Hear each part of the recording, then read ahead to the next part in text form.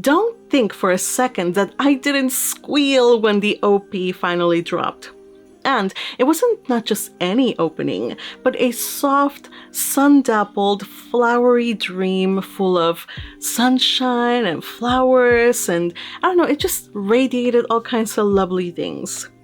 And is it just me, or does it not give off Skip and Loafer vibes, especially with the flowers and the dancing part?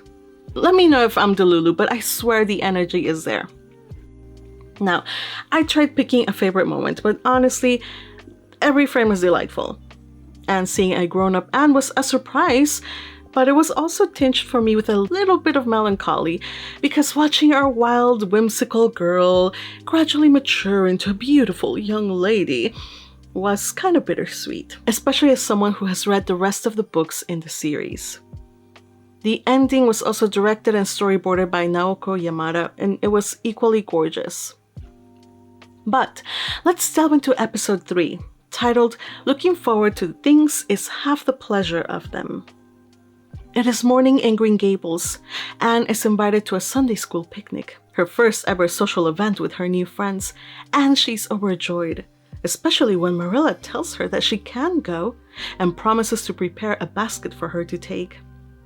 Again, this scene is considerably condensed from the one in the book, which includes, yes, a page-long monologue courtesy of Anne, describing all of the delights of the picnic and what they're gonna have, also talking about Diana and the books that they've read. Except, the excitement is ruined when Marilla's amethyst brooch goes missing. Marilla suspects Anne of taking it, and when Anne insists that she only borrowed it and then put it back where it was, Marilla doesn't believe her and sends Anne to her room until she confesses to her having taken it. Marilla is fairly new to this parenting thing, but the last time that she sent Anne to her room and forbade her from coming out until she had, apologized to Rachel Lynde, it worked. So this has got to work, right? Now, Marilla admits to Matthew that she feels worse about Anne lying than about the brooch, even though the brooch is her most prized possession.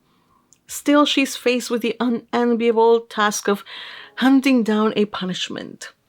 In the book, Matthew is secretly relieved that he doesn't have to do anything about it. In fact, he's been explicitly barred from interfering with Anne's upbringing, so he's just like, oh well, too bad for you. In the book it says, well now, you'll have to punish her, said Matthew, reaching for his hat.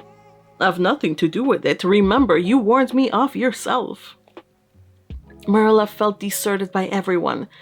She couldn't even go to Mrs. Lynde for advice. In spite of the situation, I could not help but laugh at the anime's whimsical touch here, where they show a tiny, disapproving Mrs. Rachel Lynde appearing like a grumpy fairy godmother in Marilla's imagination, finger wagging and all. It's a funny and fitting visual that adds a little bit of levity to the situation. Poor Marilla, she's in a spot that she doesn't want to be in. Marilla stands her ground, though, even as Anne pleads and pleads with her to reconsider. But no, there's no picnic if she doesn't confess. And Marilla is immovable. Not even Anne's tears can move her. And yet, the next scene quietly betrays her resolve. Her bedroom is a mess, belongings strewn about, and there she is, slumped beside the bed.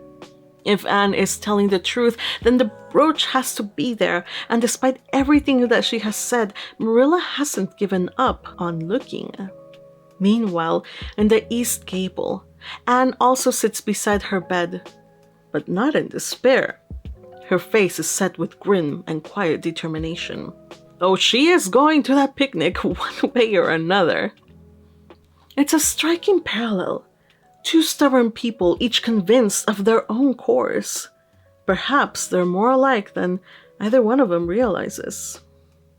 The next morning, Anne fabricates a dramatic confession just to be allowed to go to the picnic.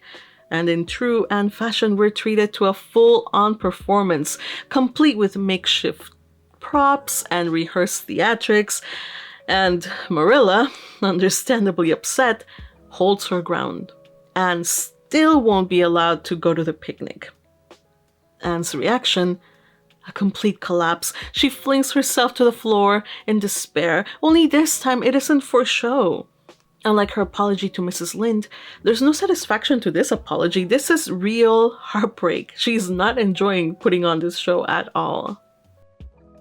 Underneath the drama here, there's something much more important happening. Anne's false confession isn't just another outburst of imagination. It's a desperate attempt to preserve one of the few joys that she's been offered in this life. The picnic isn't truly about ice cream or dresses or socializing. It's about belonging. It's having a taste of what it means to be normal, to have that happy childhood that she's never had. It's a piece of a life that she's always longed for. Marilla ends up finding the brooch, thankfully, tucked away in her shawl where it had somehow ended up through no fault of Anne's. Realizing her mistake, she does something few fictional or even real-life parents manage, especially parents of that era. She apologizes and admits that she was in the wrong. She lifts Anne's punishment and tells her that she can go to the picnic. Marilla feels some guilt when she realizes that Anne's confession was only meant to please her. It wasn't out of deceit. And the whole ordeal teaches Marilla an important lesson about trust and understanding. Children have complex emotions, especially children as sensitive as Anne. I might even go so far as to say that it is a turning point, because in that moment, Marilla begins to shift from strict caretaker to parent. Someone who not just enforces rules and keeps a child in their place and makes sure that they are disciplined, but somebody who, through trial and error and a touch of humility, is learning how to truly love and care for a child in their care. By the end of it all, Marilla quietly admits to Matthew that she made a mistake, but more importantly, that she's glad that Anne is at their home. It's a simple confession, but it says everything. And once again, the anime gives us a beautiful bit of visual parallelism. The night before, both Anne and Marilla had been sitting in their rooms, frustrated, isolated, emotionally drained maybe. But now, as Marilla finishes speaking, she smiles. The scene then cuts to Anne, fast asleep in the east gable, gently turning in bed with the very same smile and eyes that mirror Marilla's. It's one of the many ways that this adaptation shows, rather than tells, how perfectly Anne and Marilla reflect one another, not just as opposites, not just as foils, but deep down as kindred spirits. The second half of this episode delves into one of the most anticipated scenes of the entire Anne canon, the fateful encounter with Mr. Gilbert Blythe. But let's not get ahead of ourselves. First, Anne has to go to school, so we follow her first day at school. In the book, Marilla watches Anne head off with more than a few secret misgivings. Anne was such an odd girl. How would she get on with the other children? And how on earth would she ever manage to hold her tongue during school hours? To her relief, things go far better than expected. She walks to school with her friends, including Jane and Ruby, where they trade gossip as they walk to school. She sits proudly beside her bestie Diana and even holds her own in class, though she's behind the other scholars her age. She proves clever and quick, especially when it comes to reading and recitation. Anne, who has been so neglected, is now giggling and chatting and sharing lunch with her friends, and it's absolutely precious and wholesome. The anime could have easily skipped these scenes with these girls. It could have just focused on Anne and Diana's friendship like many other Anne of Green Gables adaptations do. Except that this goes a long way to show how Anne's life is being enriched. She needs to not just have Diana to make her life good, but she also has to make friends with other kids. Additionally, this adaptation benefits from the fact that it's going to cover multiple books, so we will get to see their friendship blossom over the years, which I am looking forward to. Anne comes home and recounts every single detail to Marilla. And in the book, you can read every single detail too, don't worry. Of course, this relative peace was just too good to last. In the book, Anne spends 3 peaceful weeks at school before Gilbert Blythe shows up. The anime compresses the timeline a bit, but the impact is still the same. Gilbert is described in the book as a tall boy with curly brown hair. Brown hair! Anime, please! What in the world? You had Gilbert roll into the school with some kind of orange-pink color? It doesn't make sense. His hair color also makes it even more ridiculous that he goes after Anne for her hair color. Like, Gilbert, my dude, glass houses. But anyway, I don't know why they did it, but they did it. Choices were made. The book also describes him as having roguish hazel eyes and a mouth twisted into a teasing smile. Ooh, wow. He's also introduced mid-prank, pinning Ruby Gillis's braid to her desk just for fun, which leads to Ruby ending up crying. In the anime, he just pulls her hair, and Ruby doesn't seem to mind too much.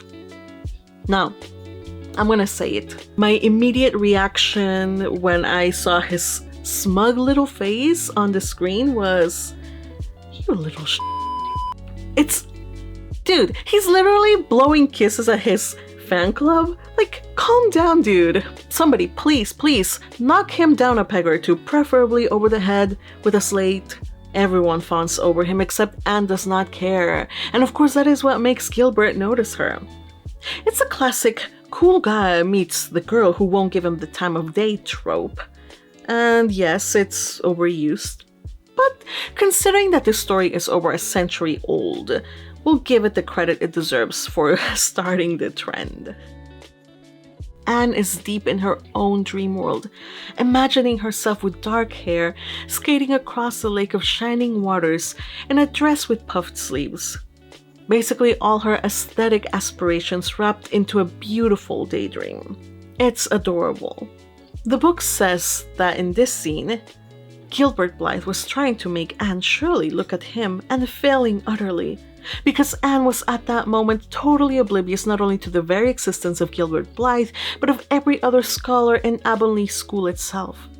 With her chin propped on her hands and her eyes fixed on the blue glimpse of the lake of shining waters that the west window afforded, she was far away in a gorgeous dreamland, hearing and seeing nothing save her own wonderful visions. Gilbert Blythe wasn't used to putting himself out to make a girl look at him and meeting with failure.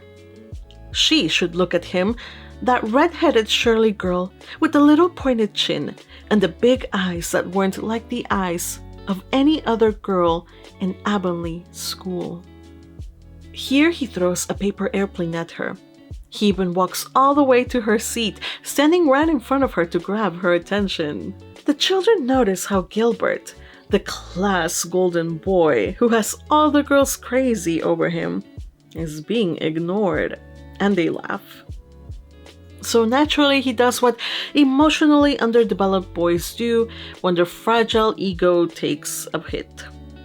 He pokes the bear.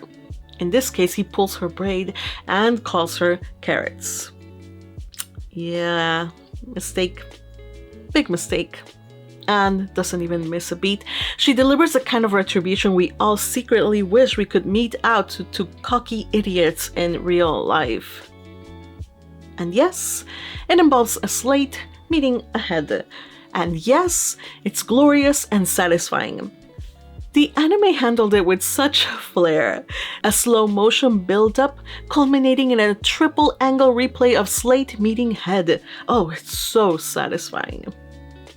One thing I loved about this scene is how, just like in the book, we get to see the varied reactions of the classmates, from gasps to giggles to wide-eyed horror, and then there's Gilbert. Yo, Gilbert, you okay there? You good, buddy? Oh boy, he's smitten. Just look at him! Look at him! That stunned, blushing face, the slight daze. This is a boy who just got bonked into a lifelong crush. Of course, Anne gets into trouble because her temper got the best of her, and the teacher has her stand in front of the board as punishment. Anne would have infinitely preferred a whipping to this punishment, under which her sensitive spirit quivered as from a whiplash. With a white-set face, she obeyed. Mr. Phillips took a chalk crayon and wrote on the blackboard above her head. Anne Shirley has a very bad temper. Anne Shirley must learn to control her temper. And then read it out loud so that even the primer class, who couldn't read writing, should understand it. Anne stood there the rest of the afternoon with that legend above her. She did not cry or hang her head.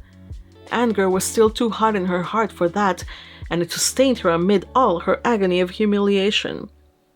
With resentful eyes and passion-red cheeks, she confronted alike Diana's sympathetic gaze, Charlie Sloane's indignant nods, and Josie Pye's malicious smiles. As for Gilbert Blythe, she would not even look at him. She would never look at him again. She would never speak to him. During recess, Gilbert runs after her, trying to apologize. But Anne, she bolts for the woods to cool off. She completely ignores him, and honestly, he kinda deserves it. I love how part of her outrage stems from the fact that her teacher misspelled her name, leaving off the E in Anne. I mean, how dare Mr. Phillips?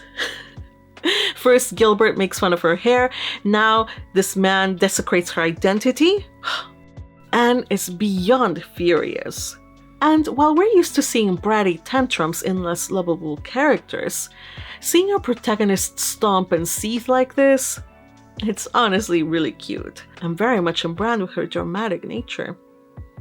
Out in the woods, Anne vents her frustrations to the nearest audience, a small startled stoat. She does calm down though, except the bell rings and she has to scramble to get back to class. In the rush, 3 boys bump into her, and they all go tumbling to the floor, right into Mr. Phillips. Naturally, the teacher blames Anne, and has her and her alone bear a punishment. As to the nature of this punishment, well, since she likes hanging out with boys so much, he is going to indulge her and have her sit next to Gilbert Blythe. Why, great, thank you. Now, the anime combines a few events here, but in the book, this incident actually happens the day after she broke her slate over Gilbert's head, and it gets even juicier. When Phillips told her to sit next to Gilbert, Anne looked as if she meant to disobey. Then, realizing that there was no help for it, she rose haughtily, stepped across the aisle, sat down beside Gilbert Blythe, and buried her face in her arms on the desk. Ruby Gillis, who got a glimpse of it as it went down, told the others going home from school that she'd actually never seen anything like it. It was so white, with awful little red spots in it. To Anne, this was the end of all things. It was bad enough to be singled out for punishment from among a dozen equally guilty ones. It was worse still to be sent to sit with a boy. But that boy should be Gilbert Blythe was heaping insult on injury to a degree that was utterly unbearable. Anne felt that she could not bear it, and it would be of no use to try. Her whole being seethed with shame and humiliation. At first the other scholars looked and whispered and giggled and nudged, but as Anne ever lifted her head, and as Gilbert worked fractions as if his whole soul was absorbed in them, and them only, they soon returned to their own tasks, and Anne was forgotten. Once, when nobody was looking, Gilbert took from his desk a little pink candy heart with a gold motto on it. "You are sweet," and slipped it under the curve of Anne's arm, whereupon Anne arose, took the pink heart gingerly between the tips of her fingers, dropped it on the floor, ground it to powder beneath her heel, and resumed her position without deigning to bestow a glance on Gilbert. It's actually kind of sweet that Gilbert genuinely tries to make things right. He fully owns up to the slate smashing incident, even telling the teacher that it was his fault. Though, of course, it doesn't do much to help Anne's case. But honestly, none of them are winning under Mr. Phillips' strict and unfair rule. No E in Anne, no chill in Anne, and is not in a forgiving mood. She declares that she's never going back to school. Not even Diana, her bosom friend, can change her mind, and for once even Marilla is at a loss. With no other options, she admits that she'll have to do the unthinkable, and that is to consult Mrs. Rachel Lynde. That's how serious this is. But that's for next episode. As for this one, here are my thoughts. Anne remains the chaos gremlin supreme, equally parts dramatic, sincere, and wildly lovable. Her swings between sheer joy and wonder to emotional meltdown are never ever jarring, and they are supremely amusing. Gilbert, he's got some work to do. He leaned a little too much into that cocky charmer archetype, so yeah, he regrets what he said, and yes, he tries to make amends with Anne, but he needed that slate to the head. Call it karmic realignment. Also, I haven't talked much about this yet, but can we take a moment to appreciate the sheer range of facial expressions in this adaptation? Especially, and most importantly, with Anne. Her sunbeam bright smiles and soft dreamy gazes to her theatrical sulks and furious proclamations about unromantic pork and greens, the animators are giving her a wonderfully extensive range of expression. They're animating her not just with style, but with love. This episode was packed, from tearful brooch confessions and drama to slates of justice.